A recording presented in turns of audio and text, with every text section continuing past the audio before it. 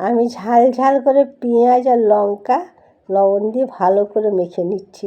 আজকে খুব ঝাল খেতে ইচ্ছা করছে, মুখটার স্বাদ নেই, ঠান্ডা লেগেছিল তো, তাতে কিছুটা বড়ি ভাজা দিয়ে দিলাম, দিয়ে ভালো করে মেখে নেব।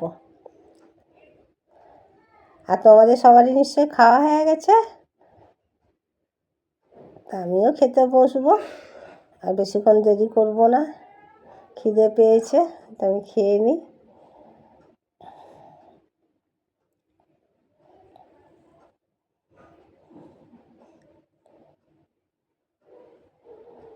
আর সবজি দিয়ে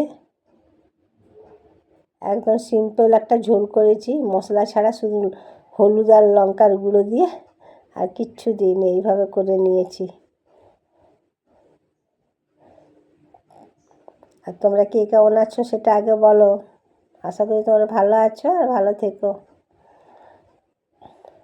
আর করেছি তেলাপিয়া মাছের সর্ষে বাটা দিয়ে,